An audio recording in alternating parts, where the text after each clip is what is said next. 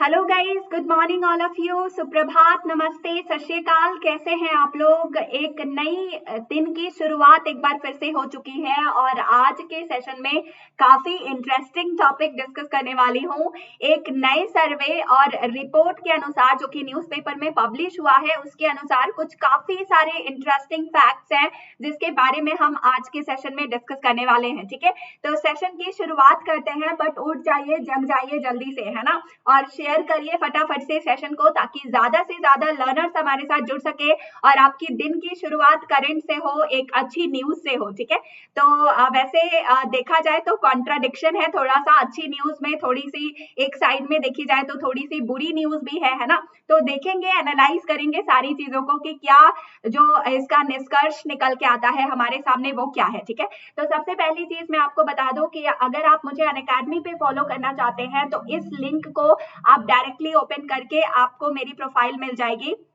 इस लिंक के थ्रू आप लोग मुझे अनअकैडमी पे फॉलो कर सकते हैं। गाइज, अनअकैडमी पे फॉलो करने से आप लोगों के लिए जो क्लासेस मैं लगाती हूँ शाम को 6 बजे स्पेशल, वो क्लासेस बिल्कुल फ्री ऑफ कॉस्ट है और उन क्लासेस की नोटिफिकेशन आप लोगों को मिल जाएगी अगर आप मुझे अनअकैडमी पे फॉलो करते हैं। जो भी अपडेट्स आती है मेरी क्लासेस के बारे में, मेरे कोर्सेज के बारे में, वो सारे के सारे अपडेट्स आपको मिल जाएंगे। ठीक है, तो जुड़ जाइएगा, इस पर्टिकुलर प्रोफाइल को फॉलो कर लीजिएगा। ठीक है, इसके अलावा गाइज, अगर आपका टारगेट है यूपीएससी क्वालिफाई करना 2021 में, या फिर आप सोचते हैं कि state public service commission exam में निकाल लूं, बैंक एग्जाम्स की आप तैयारी कर रहे हैं, एसएससी आपका टारगेट है, या फिर सीडीएस एफकेट आप निकालना चाहते हैं, law entrance exam, UGC net, कोई भी एग्जाम की अगर आप तैयारी कर रहे हैं तो आप हमारे साथ अनअकैडमी प्लस पे भी जुड़ सकते हैं। अनअकैडमी प्लस पे जुड़ने से वैसे तो कई सारी चीजें आपको मिलती हैं, कई सारी बेनिफिट्स आपको मिलती हैं, लेकिन जो आपका मेन फोकस है वो है कि आपका जो प्रेजेंट स्टेज है वहां से आप लोगों को अपने डिजायर्ड गोल तक पहुंचना है। मतलब आपको यूपीएससी क्वालिफाई करना है, ये आपका मेन टारगेट है। ठीक है, और यूपीएससी क्वालिफाई करने के लिए आपके पास 6 महीने का टाइम बचा है। ठीक है, तो हम यहाँ पे इंश्योर करेंगे कि कैसे इस 6 महीने के टाइम में आप प्रीलिम्स की तैयारी भी अच्छे से कर सकते हैं और मेंस की तैयारी भी कर सकते हैं। ठीक है गाइज, यहाँ पे मेरे अलावा 14,000 इंडिया के बेस्ट लेवल के एजुकेटर्स आपको मेंटर करने वाले हैं, गाइड करने वाले हैं, ताकि आप अपना एग्जाम क्वालिफाई कर सको। ठीक है, तो अगर आप किसी भी एग्जाम के लिए अनअकैडमी का सब्सक्रिप्शन लेना चाहते हैं तो आप मेरा रेफरल कोड यूज कर सकते हैं, प्रिया11। ठीक है, ये मेरा रेफरल कोड है गाइस, इस रेफरल कोड को यूज करके 10% आपको डिस्काउंट मिलेगा सारे कोर्सेज के लिए, और उसके अलावा आपको प्रॉपर गाइडेंस मेरी तरफ से मिलने वाली है, सारे पीडीएफ वगैरह मिल जाएंगे, अनलिमिटेड आपको एक्सेस मिल जाएगा, आप कोई भी सेशन कभी भी एनी टाइम देख सकते हो रिकॉर्डेड मोड में। ठीक है, इसके अलावा कोई भी जानकारी आपको चाहिए हो तो अनअकैडमी लर्निंग ऐप को आप इंस्टॉल कर सकते हैं। ये सिर्फ एक लर्निंग ऐप नहीं है गाइस, ये लाइफ चेंजिंग ऐप है, बिकॉज कई सारे स्टूडेंट्स हमारे साथ हर साल जुड़ते हैं और कई सारे स्टूडेंट्स का एग्जाम भी क्वालिफाई होता है। ठीक है, तो ये प्रूवन फैक्ट है, इसमें कोई जो है गलत बोलने वाली बात नहीं है। ठीक है, अब यूपीएससी सीएससी के लिए यहाँ पे जीएस के साथ साथ ऑप्शनल का भी सब्सक्रिप्शन अवेलेबल है। कई सारे लर्नर्स को इसमें डाउट होता है, लेकिन आप जीएस के लिए भी और ऑप्शनल के लिए भी सब्सक्राइब कर सकते हैं। ठीक है, यहाँ पे प्लस कोर्सेज के अलावा इकोनॉमिक कोर्सेज आप लोगों के लिए हैं। अगर आप इकोनॉमिक आइकॉनिक कोर्सेज के बारे में जानना चाहते हैं तो आप unacademy.com ओपन करके जानकारी ले सकते हैं। ठीक है, यहाँ पे मैंने पूरी आपकी फी लिखी है कि कितने महीने का कितना आपका फी है। ठीक है, तो ये जो गिफ्ट आइकन दिख रहा है यहाँ पे आप रेफरल डाल देना। जैसे ही यहाँ पे आप रेफरल डालते हो आपको 10% का इंस्टेंट जो है डिस्काउंट मिल जाएगा। ठीक है गाइज, डोंट वरी, आप लोगों को अभी थोड़ी सी जो है लाइट चली गई है तो अभी जो है कनेक्ट हो जाएगा, डोंट वरी, जल्दी ही कनेक्ट हो जाएगा। बस आई थिंक आप लोगों को स्क्रीन दिख रहा है, बस मैं नहीं दिख रही हूँ। Am I audible? फटाफट से कमेंट करके बताइए, आवाज आ रही है मेरी? एक बार कमेंट करके बताइए।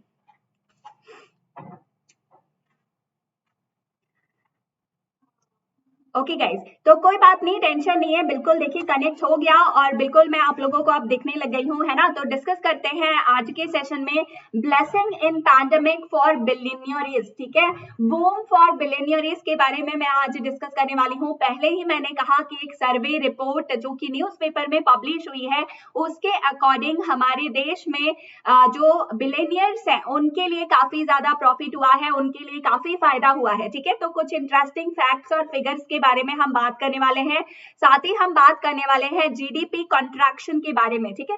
So let's have a look. यहाँ पे आप देख सकते हैं इस पर्टिकुलर आर्टिकल के अकॉर्डिंग, यहाँ पे देख सकते हैं एक सेकेंड, हाँ, amid raging the pandemic and the record level of the contraction in the economy, the richest of India's super rich multiplied in some instances by over 3 times। इसका मतलब हुआ कि जो हमारा खराब कंडीशन इकोनॉमी का इस पर्टिकुलर कोरोना वायरस में चल रहा है, पूरे जो है 2020 हम लोगों की पूरे कंट्री के लिए काफी ज्यादा वर्स्ट रही है ये सिचुएशन। साथ ही हमारे इकोनॉमी में भी काफी सारी प्रॉब्लम्स आई हैं, काफी सारे ऐसे बुरे सिचुएशंस आए हैं जो हमें झेलना पड़ा है, ठीक है। लेकिन इस खराब कंडीशन में भी, ये इतना खराब कंडीशन होने के बावजूद भी हमारे देश के कुछ सुपर रिच जो पर्सनालिटीज है, सुपर रिच जो इंडिविजुअल्स है, उनका नेट वर्थ जो होता है गाइज वो 3 गुना बढ़ गया है, 3 टाइम्स से भी ज्यादा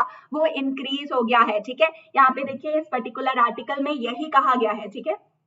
ये देखिए 3 टाइम्स से भी ज्यादा उनका नेट वर्थ इंक्रीज हो गया है, जो कि सुपर रिच इंडिविजुअल्स हैं, ठीक है।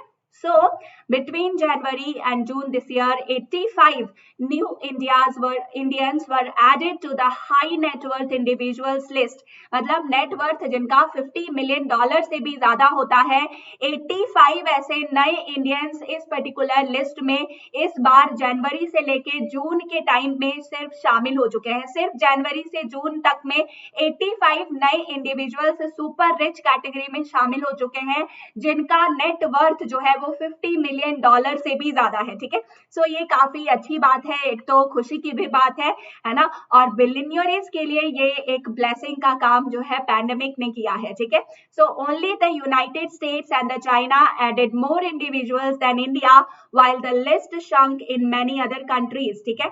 तो यहाँ पे सिर्फ यूएसए और चाइना ऐसी 2 कंट्रीज हैं जिसमें इस पैंडेमिक के सिचुएशन में जो सुपर रिच इंडिविजुअल्स हैं वो इंडिया के कंपैरिजन में ज्यादा है, ठीक है। और भारत जो है वो तीसरे नंबर पे है। सिर्फ जनवरी से जून में भारत में ऐसे 25 नए इंडिविजुअल्स हैं, नए इंडियंस हैं जो कि इस पर्टिकुलर सुपर रिच लिस्ट में शामिल हो गए हैं। और भारत से पहले सिर्फ चाइना और यूएसए है जहां पे भारत से भी ज्यादा इंडिविजुअल्स जो है वो सुपर रिच कैटेगरी में शामिल हुए हैं, ठीक है।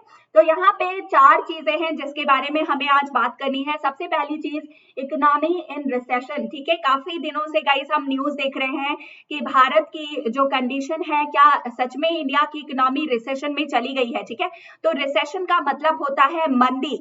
मंदी का मतलब क्या होता है, जब हमारे देश में स्लो डाउन हो जाता है या फिर मैसिव कंट्रैक्शन होता है हमारी इकोनॉमिक एक्टिविटीज में, उसको हम रिसेशन कहते हैं। काफी सिंपल शब्दों में मैंने आपको कहा, क्या कहा, रिसेशन का मतलब होता है मंदी। मतलब हमारे देश में, हमारे इकोनॉमी में जितनी भी एक्टिविटीज चल रही हैं उन सभी एक्टिविटीज में एक स्लो डाउन हो जाता है या फिर मैसिव कंट्रैक्शन हो जाता है, तो उस फेज को हम रिसेशन कहते हैं, ठीक है।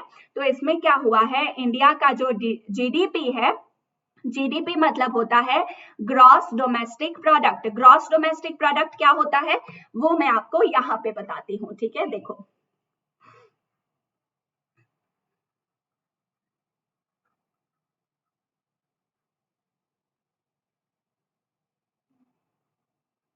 ग्रॉस डोमेस्टिक प्रोडक्ट क्या होता है गाइस, जीडीपी मतलब होता है the monetary value of all final goods and services produced with in the territory of a country, ठीक है। ये जो मनी वैल्यू या फिर मॉनेटरी वैल्यू ज्यादा अच्छा रहेगा कहना, जितना भी मॉनेटरी वैल्यू होता है सारे फाइनल गुड्स एंड सर्विसेज का, यहाँ पे 2 चीजों का आपको ध्यान देना है, तो मॉनेटरी वैल्यू, दूसरा फाइनल गुड्स एंड सर्विसेज, ठीक है। एंड तीसरा यहाँ पे produced with in the territory of a country, ठीक है, जितने भी गुड्स एंड सर्विसेज भारत के टेरिटरी के अंदर उनका जो उत्पादन होता है, उनकी जो मॉनेटरी वैल्यू होती है, उसको हम ग्रॉस डोमेस्टिक प्रोडक्ट कहते हैं, ठीक है, produced with in the territory of a country, ठीक है, is called gross domestic product, ठीक है। तो इस रिसेशन के फेज में भारत का जो जीडीपी है वो कॉन्ट्रैक्ट हो चुका है। इस फाइनेंशियल ईयर में इंडिया का जो जीडीपी है वो पिछले 2 कंसेक्यूटिव क्वार्टर्स यानी अप्रैल से लेके सितंबर 2020 तक जो है कॉन्ट्रैक्ट हुआ है। अप्रैल से लेके सितंबर 2020 तक 2 क्वार्टर्स आ जाते हैं। अब ये फाइनेंशियल ईयर क्या होता है ना, और ये क्वार्टर्स कैसे हमें पता चलेगा कि 2 कंसेक्यूटिव क्वार्टर्स हो गए, ये भी मैं आपको बताऊंगी, ठीक है। तो देखो यहाँ पे एक टर्म आया हमारा फाइनेंशियल ईयर। मैंने कहा कि इस बार फाइनेंशियल ईयर में भारत का जीडीपी पिछले 2 कंसेक्यूटिव क्वार्टर से अप्रैल टू सितंबर 2020 में कॉन्ट्रैक्ट हो गया है, ठीक है। तो आप इन टर्म्स को समझते हैं कि फाइनेंशियल ईयर क्या है।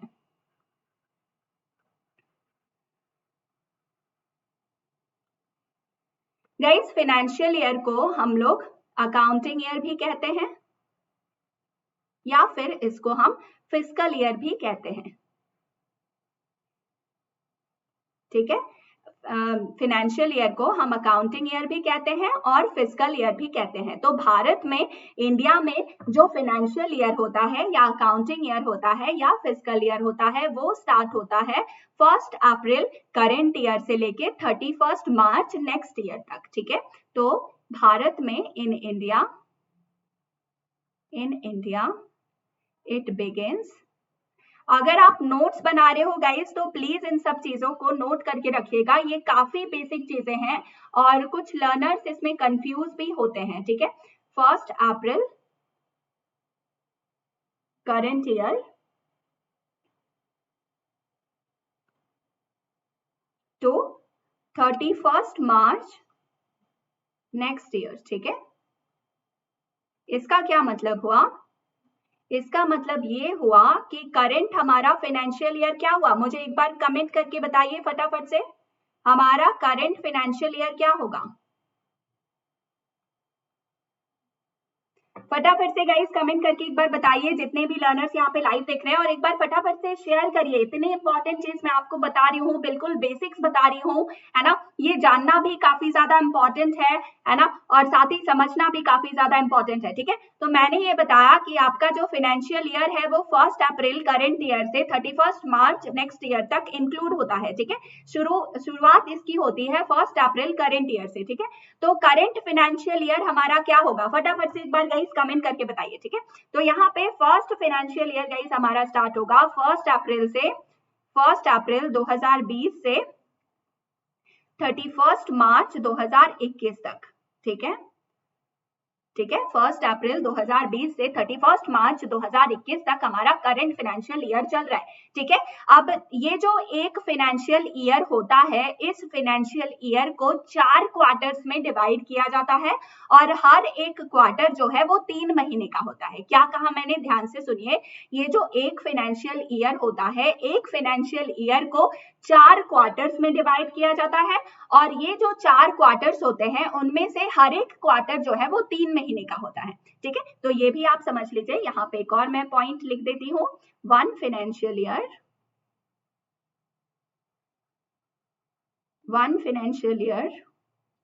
is divided into 4 quarters of 3 months each, ठीक है, 3 months each। यहाँ पे इसको थोड़ा सा करेक्ट कर लेना, यहाँ पे मैं करेक्ट कर देती हूँ, okay. So guys I hope आपको समझ में आया कि फाइनेंशियल ईयर क्या होता है और क्वार्टर्स क्या होते हैं, ठीक है। तो ये जो 4 क्वार्टर्स हैं, हर एक क्वार्टर जो है वो 3 महीने जो है कंसिस्ट करता है। इसको मैं अंडरलाइन भी कर देती हूँ आपके लिए ताकि आपको याद रहे। 4 क्वार्टर्स हमारे पूरे एक फाइनेंशियल ईयर में होते हैं और इन 4 क्वार्टर्स में हर एक क्वार्टर जो है 3 महीने का होता है, ठीक है। तो यहाँ पे लिखते हैं क्वार्टर 1 की शुरुआत कब से होती है, यहाँ पे लिख देते हैं क्वार्टर 2 की शुरुआत कब से होती है और यहाँ पे लिख देते हैं क्वार्टर 3 और ये आ गया हमारा क्वार्टर 4, ठीक है। तो ये भी मैं आपको बता रही हूँ डिटेल में, ओके फाइन। सो गाइस हमारा क्वार्टर 1 जो है फाइनेंशियल ईयर जो है कब से स्टार्ट होता है, 1 अप्रैल से, ठीक है। तो क्वार्टर 1 भी 1 अप्रैल से शुरू होगा। अब यहाँ पे मैंने क्या कहा आपसे, यहाँ पे मैंने कहा कि 3 महीने का एक क्वार्टर होता है। तो 1 अप्रैल से कब तक 3 महीने हो जाएंगे, अप्रैल, मई एंड जून, ठीक है। तो 30 जून तक हमारा फर्स्ट क्वार्टर जो है चलता है, 1 अप्रैल टू 30 जून, ठीक है। ये हो गया हमारा फर्स्ट क्वार्टर। इसके बाद हमारा जो सेकेंड क्वार्टर है वो आ जाएगा 1 जुलाई से। जून के बाद कौन सा महीना आता है, जुलाई, ठीक है। तो 30 जून तक पहला क्वार्टर खत्म हो गया, उसके बाद 1 जुलाई से सेकेंड क्वार्टर हमारा शुरू हो गया। 1 जुलाई से कहां तक, 30 सितंबर तक, ठीक है। तो यही बोला गया है यहाँ पे कि हमारा इस बार जो 2 कंसेक्यूटिव क्वार्टर है यानी कि अप्रैल से लेके सितंबर तक का जो टाइम है 2020 का, इसमें इंडिया जो है, इंडिया का जो फाइनेंशियल ईयर है 2 कंसेक्यूटिव क्वार्टर्स में लगातार कॉन्ट्रैक्ट हुआ है, ठीक है। इसीलिए जीडीपी कॉन्ट्रैक्शन का यहाँ पे कॉन्सेप्ट आया है, ओके। नाउ यहाँ पे इसीलिए रिसेशन का भी कॉन्सेप्ट आया है, क्योंकि स्लो डाउन या फिर मैसिव अगर किसी भी इकोनॉमी में कॉन्ट्रैक्शन होती है consecutive long period of time के लिए, तो फिर या फिर कंसेक्यूटिव 2 क्वार्टर्स के लिए या फिर 2 से ज्यादा क्वार्टर्स के लिए, तो उसको हम रिसेशन कहते हैं, ठीक है, मंदी कहते हैं, ठीक है। तो थर्ड क्वार्टर आपका स्टार्ट कब से होगा, फटाफट से मुझे कमेंट करके बताइए कब से स्टार्ट होगा थर्ड क्वार्टर। 1 अक्टूबर से 30 दिसंबर तक, राइट। एंड फोर्थ क्वार्टर जो है वो 1 जनवरी से आपका स्टार्ट हो जाएगा 31 मार्च तक, ठीक है। ओके सो गाइज यहाँ पे देखिए एक फाइनेंशियल ईयर को 4 क्वार्टर्स में बांटा जाता है। हर एक क्वार्टर 3 महीने का होता है। क्वार्टर 1 1 अप्रैल से 30 जून तक चलता है। क्वार्टर 2 1 जुलाई से 30 सितंबर तक चलता है। क्वार्टर 3 1 अक्टूबर से 30 दिसंबर तक चलता है। एंड फोर्थ क्वार्टर 1 जनवरी से 31 मार्च जो है नेक्स्ट ईयर का, वहां तक ये चलता है, ठीक है। सो आई होप आप फाइनेंशियल ईयर, अकाउंटिंग ईयर या फिस्कल ईयर का कॉन्सेप्ट समझ गए, ठीक है। अब यहाँ पे हम फिर से वापस चलते हैं। नाउ इस आर्टिकल में ये जो है ये चीज मैंने आपको समझा दी। दूसरा जो चीज है वो है रिचेस्ट ऑन द राइज, ठीक है। तो while the economy was in recession, businessman Gautam Adani and Mukesh Ambanis net worth sky rocketed, ठीक है। यहाँ पे बोला है कि जब एक तरफ इंडियन इकोनॉमी जो है वो रिसेशन के फेस में चल रही थी, जो बिजनेसमैन है, जो कि जिनमें से एक नाम यहाँ पे सामने आया है गौतम अदानी जी का और दूसरा है मुकेश अंबानी जी, ठीक है। तो उनका जो नेट वर्थ है उसने आसमान को छू लिया है, ठीक है। आसमान को इनके नेट वर्थ ने छू लिया है। मार्च 2017 से लेके दिसंबर 2020 तक अदानी साहब का जो नेट वर्थ है गाइज वो 6 गुना ज्यादा बढ़ा है। 5.37 बिलियन डॉलर से लेके 34 बिलियन डॉलर तक ये इंक्रीज हुआ है, ठीक है। और जून 2020 से जो उनका नेट वर्थ है वो 3.5 टाइम्स बढ़ गया है, ठीक है। लेकिन अगर हम उनको कंपेयर करें तो अंबानी साहब का जो नेट वर्थ है वो 2.8 टाइम्स बढ़ा है मार्च 2017 से दिसंबर 2020 में, ठीक है। 26.6 बिलियन डॉलर से लेके 74.4 बिलियन डॉलर तक अंबानी साहब का जो नेट वर्थ है वो बढ़ा है, ठीक है। तो जून 2020 की अगर बात करें तो अंबानी साहब का जो नेट वर्थ है वो 1.3 टाइम्स जो है इंक्रीज हुआ है।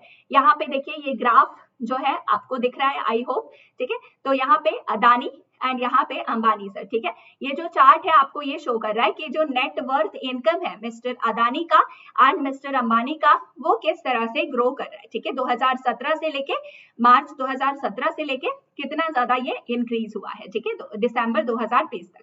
नाउ गाइस तीसरा यहाँ पे पॉइंट आता है कि ये जो फेज हमें देखने को मिल रहा है बिलियनियर्स के लिए तो काफी ज्यादा ये ब्लेसिंग का काम कर रहा है, बूम हो गया है उन लोगों के लिए, उनको काफी प्रॉफिट हुआ है। लेकिन दूसरी तरफ अगर हम देखें तो यहाँ पे हमारा जो गैप है, gap between the rich and the poor, वो काफी ज्यादा इंक्रीज हो गया है। यहाँ पे देखिए इस पर्टिकुलर डेटा एंड रिपोर्ट के according about 39% of India's wealth belongs to to the richest 1% of Indian, मतलब भारत का लगभग 39% जो वेल्थ है वो हमारे देश के जो अमीर लोग हैं उनके पास जाता है, 1% जो अमीर लोग हैं उनके पास जाता है, ठीक है, which is more than the share held by Chinese और अमेरिकन इक्विवेलेंट, ठीक है। तो ये देखिए यहाँ पे भारत जो है वो चाइना और यूएसए से भी गैप के केस में आगे है। जो स्टार्क इनइक्वालिटी है, gap between the rich and the poor है, वहां पे भारत जो है चाइना और अमेरिका से भी आगे है, लेकिन भारत से भी आगे कुछ देश है जैसे कि ब्राजील, रशिया एंड आपका वर्ल्ड, ठीक है। तो ये भारत जो है वो गैप के केस में, जो गैप है रिच एंड पुअर के बीच में, वो इंडिया में काफी ज्यादा बढ़ गया है इस पर्टिकुलर सिचुएशन में, ठीक है। The chart shows the share of the country's wealth held by the richest 1% of the citizens till mid-2020 for the selected countries, ठीक है। तो मैंने आपको बताया कि भारत का जो गैप है, जो इनइक्वालिटी गैप है, इनइक्वालिटी मतलब रिच एंड पुअर के बीच में जो गैप है वो काफी ज्यादा इंक्रीज हो गया है। रिच और भी ज्यादा रिच हो गए हैं, अमीर लोग और भी ज्यादा अमीर हो गए हैं, लेकिन जो गरीब है वो और भी ज्यादा गरीब हो गए हैं, ठीक है। So that is why guys यहाँ पे चाइना और यूएस से भी आगे इंडिया है इस पर्टिकुलर इनइक्वालिटी इंडेक्स में, ठीक है। नाउ चौथा यहाँ पे पॉइंट है हाई नेट वर्थ इंडिविजुअल्स, ठीक है। तो 2019 के एंड की अगर हम बात करें तो India had 4,593 people whose net worth were more than $50 million, ठीक है। भारत में 2019 में 4,593 लोग ऐसे थे जिनका नेट वर्थ जो है वो $50 मिलियन से भी ज्यादा था, मतलब ऐसे लोग 4,593 जो लोग थे वो हमारे सुपर रिच कैटेगरी में आते थे 2019 के एंड तक, लेकिन गाइस कोविड की वजह से ये डेटा थोड़ा चेंज हुआ था। 85 new such individuals were added to the list by the end of June this year, ठीक है। और इस साल 2020 के जून तक 85 और नए इंडिविजुअल्स ऐड हो गए हैं इस पर्टिकुलर इंडेक्स में, मतलब पहले से 4,593 लोग जो है वो रिच कैटेगरी में, सुपर रिच कैटेगरी में आ रहे थे, लेकिन 85 और नए इंडिविजुअल्स इस कैटेगरी में जुड़ गए हैं जो सुपर रिच की कैटेगरी में आ रहे हैं, ठीक है। So in China, 1,330 new such people were added in the same period. और चाइना की अगर हम बात करें इसी वक्त तो लगभग 1,330 नए ऐसे लोग हैं जो कि सुपर रिच की कैटेगरी में जुड़ गए हैं, ठीक है, जोड़े गए हैं, ठीक है। यहाँ पे देखिए, यहाँ पे मैंने लिखा है people with wealth more than 50 million by the end of 2000 and people added between January and June 2020, ठीक है। तो चाइना सबसे नंबर 1 पे है, फिर यूएस है, फिर भारत है, इंडिया नंबर 3 पे है, जिसमें जो सुपर रिच लोग हैं वो काफी ज्यादा जुड़ गए हैं इस कैटेगरी में। इस साल लगभग देखा जाए तो जनवरी से जून के बीच में 85 नए इंडिविजुअल्स ऐड हुए हैं जो कि हाई नेट वर्थ जो है इस कैटेगरी में, सुपर रिच की कैटेगरी में जोड़े गए हैं जिनका इनकम $50 मिलियन से भी ज्यादा है, ठीक है। So in contrast in countries such as Brazil and United Kingdom the number of such individual decreased, ठीक है।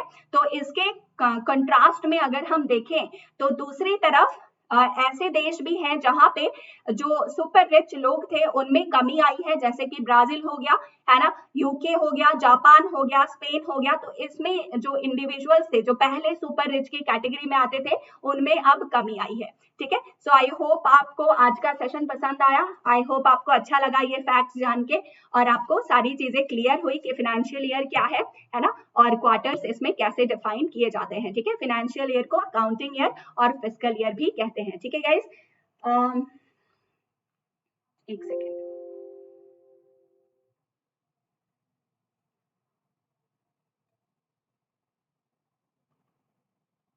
ओके। सो लर्नर्स, जाने से पहले मैं आप लोगों को बता देती हूँ कि ये जो लिंक यहाँ पे आप देख रहे हैं ये मेरे अनअकैडमी प्रोफाइल के लिंक है। आप लोग यहाँ से मुझे अनअकैडमी पे फॉलो कर सकते हैं ताकि आप लोगों के लिए जो मैं शाम को 6 बजे क्लास लेके आती हूँ उसकी नोटिफिकेशन आपको मिल जाए, ठीक है। तो इस पर्टिकुलर लिंक से आप प्रोफाइल को फॉलो कर सकते हैं।